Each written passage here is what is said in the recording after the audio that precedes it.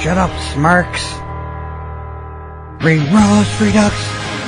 No, I won't tap out. I won't tap out. All of you bastards suck. Just stop watching Raw. Stop watching Raw.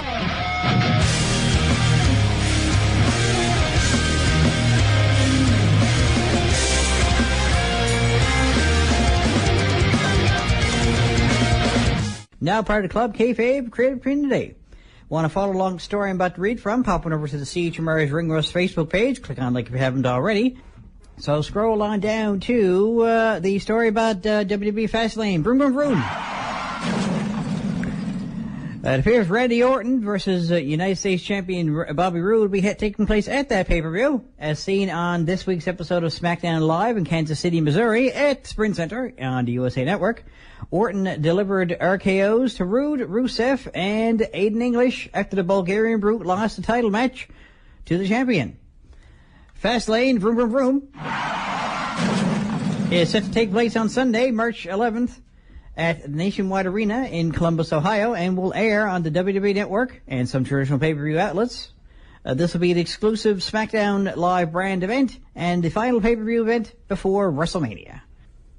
Well, it's still a bit off yet, so it's not until next month. This time next month, actually. So it's nice that we're getting some matches already advertised that it's going to be happening. I imagine as the time gets closer, the hype for this particular pay-per-view, which of course is entitled Fastlane, vroom, vroom, vroom, is likely to get faster and faster.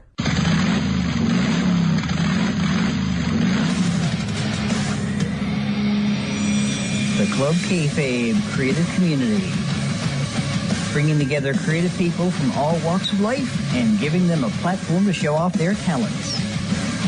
Podcasters, artists, cosplayers, authors. Check out all the information about Club Kayfabe Creative Community at ckcconline.com. So if you want to follow along the story I'm about to read from, pop on over to the CHMR's Ring Rust Facebook page. Click on like if you haven't already and scroll on down to Misha Tate, open to appearing in WWE but unsure about working with Ronda Rousey. That is from MMANYTT.com. I don't know if that's how you pronounce it or if it's supposed to be any part of that's supposed to be a word.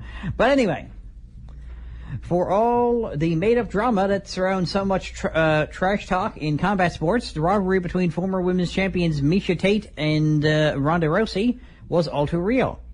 Tate and Rousey first began their war of words when they were both competing in Strikeforce before finally meeting in their first fight back in 2012.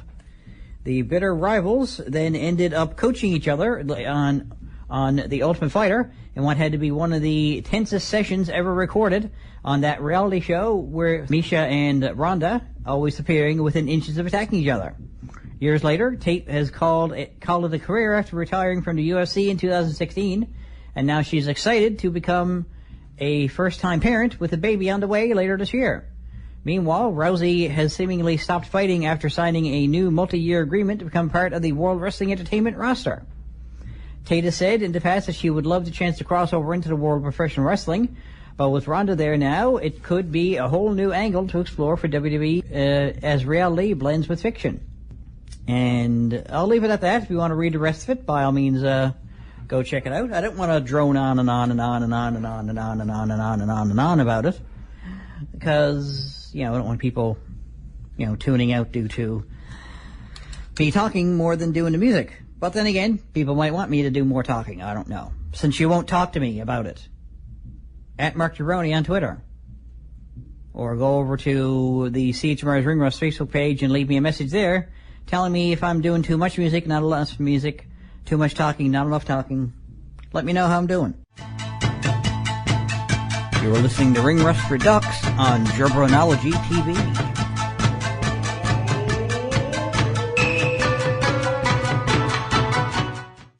Now part of the Club Kayfabe Creative Community. You want to follow along the story I'm about to read from, pop on over to the CHMR's Ring Rust Facebook page, click on like if you haven't already, and scroll on down to WWE releases first edition of new SmackDown Top 10 ranking system. As seen on this week's episode of SmackDown Live in Kansas City, Missouri, at the Sprint Center in the USA Network, SmackDown General Manager Daniel Bryan revealed the first SmackDown Top 10 list. The new ranking system was voted on weekly by the superstars. A new list will be released next week, and here's the list for this week's episode. Number 10, of course, Ty Dillinger. Number 9, Randy Orton.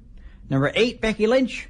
Number 7, SmackDown Tag Team Champions, the Uso Brothers, Jimmy and Jay. Number 6, The New Day. Number 5, United States Champion Bobby Roode. Number 4, Naomi. Number 3, Shinsuke Nakamura, number 1 contender for the WWE Championship. Number 2, SmackDown Women's Champion Charlotte Flair. And number 1, of course, is WWE Champion AJ Styles. Now, various superstars commented on via their Twitter accounts as to their position on the top 10 list. And someone who also commented on her lack of appearance on the top 10 list was Natalya. She seemed quite displeased because I felt that she was disrespected for not being on that list. But what can you say? When you're great, you don't need to necessarily be on the top 10 of anybody's list, I guess. You're just Natalya.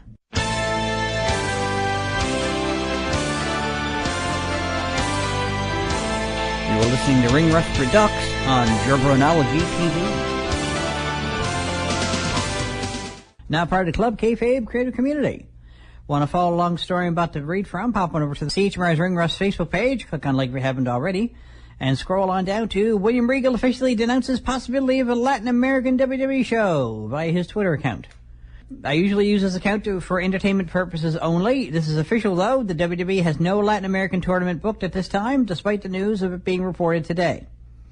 And then the first response was Juan Cena.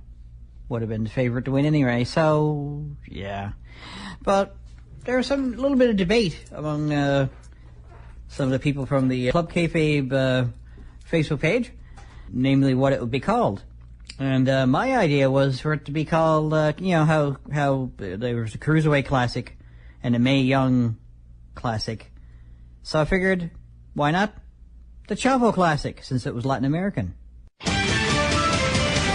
You're listening to Ring Rust Redux on Jobronology TV.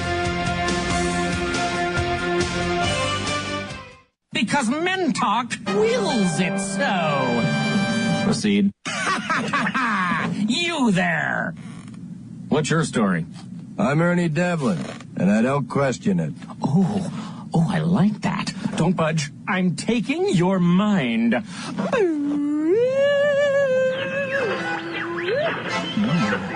Mind encryption, perhaps? Zombie guards, seize him! Tell me that's not fun to say. This is Fanboy Mark Jabroni. You're listening to Ring Rust, now part of the Club Kayfabe Creative Community. So if you want to follow along the story I'm about to read from, pop on over to the CHMR's Ring Rust Facebook page, click on like if you haven't already, and scroll on down to Charlotte Flair and why she won't ever point to the WrestleMania sign. That's, of course, from her Twitter account. Apparently, champions don't need to point. Well, I suppose that's one way of... And then The Rock, Dwayne Johnson, responded with badass line right there. Tell him, champ. And then various other people responded. And then it shows a gif of Alexa Bliss pointing to the sign, and another gif of Charlotte pointing to the sign previously, and two of her anyway. So, yeah. Anyway, who are we to judge, though, just because there's evidence against the claim?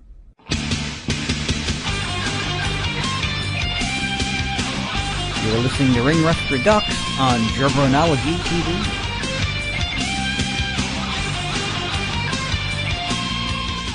Now part of the Club Kayfabe Creative Community. If you want to follow along the story I'm about to read from, pop on over to the CHMR's Ring Rust Facebook page, click on like if you haven't already, and according to the sources, the planned New Japan Pro Wrestling match between Chris Jericho and Tetsuya Naito is no longer expected to take place at the Long Beach event.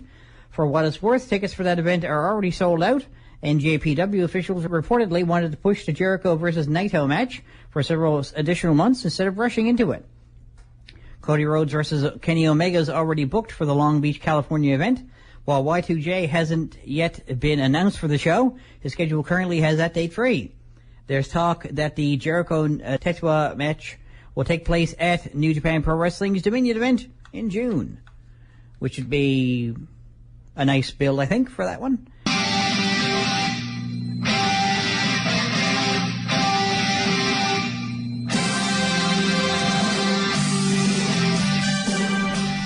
WrestleMania 34, 58 days away.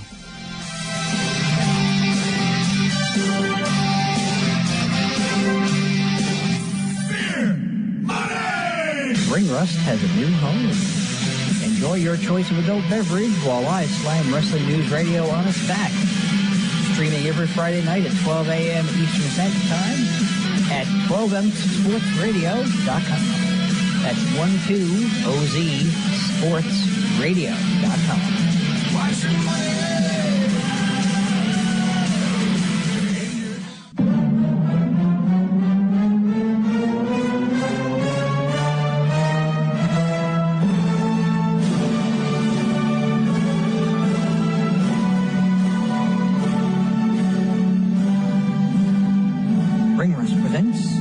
Macho Facts.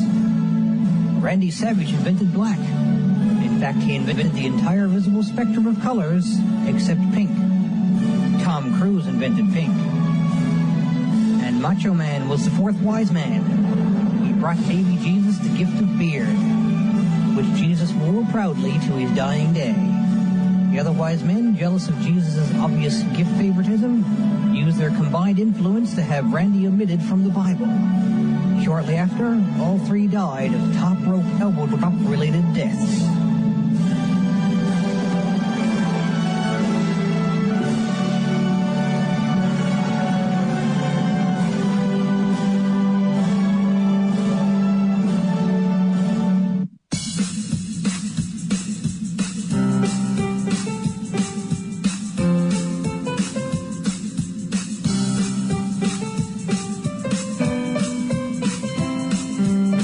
Like me on Facebook, tinyurl.com/ringrust. Follow me on Twitter @MarkJabroni, and subscribe to Jabronology TV, youtube.com/fanboymarkjabroni.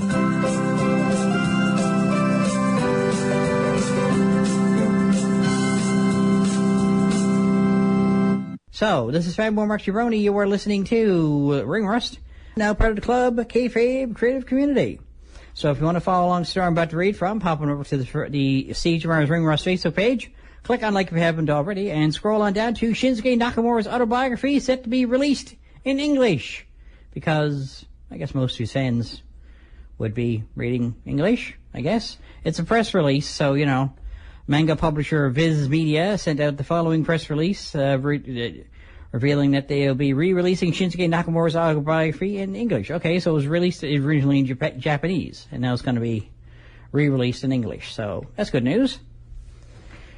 I wonder, though, I mean, if it comes out in an audiobook, because, you know, audiobooks are pretty popular these days, I wonder, will they include any of these theme songs? I mean, I guess The Rising Sun would be a given, if it's going to be WWE related at all, but if it's anything having to do with his New Japan career, I wonder, will Subconscious Entry be in there? You're listening to Ring Rust Redux on Jabronology TV.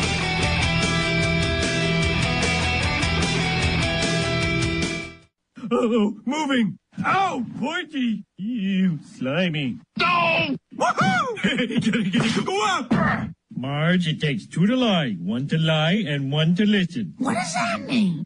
Hey, what's up? This is Referee Tony S, and you're listening to Ring Rust on CHMR.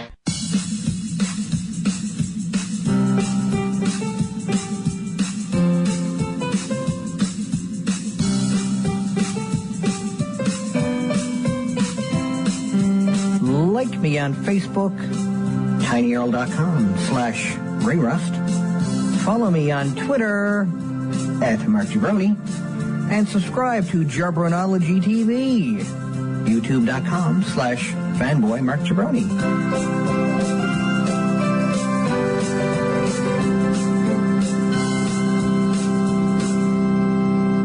Now part of the Club Kayfabe Creative Community. So, if you want to pop on over to the CHMR's Ring Rust Facebook page, click on like if you haven't already, to check out the next article I'll be reading from. Another name that can be confirmed being a part of the WWE tryouts taking place at the WWE Performance Center in Orlando, Florida this week is former Impact Wrestling knockout MJ Jenkins.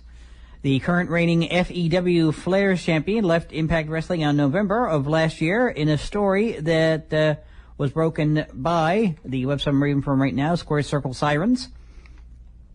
She was signed to the company after appearing at Knockouts Knockdown in March after losing to Rosemary in a match. After leaving Impact, MJ has been a mainstay at FEW in Florida and has appeared at Shine Wrestling as well. She recently made her debut for the MLW promotion in Florida, where she wrestled against Santana Garrett. So, congratulations to MJ Jenkins. Hopefully she'll get some good feedback if she doesn't get actually signed at all. And at the very least, hopefully they'll remember her name.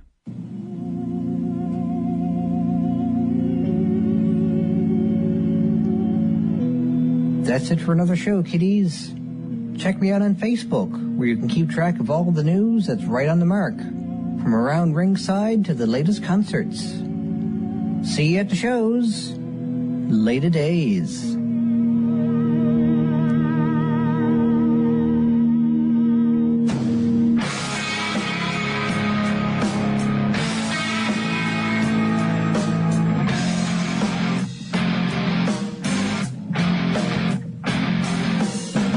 This is 93.5 CHMR FM.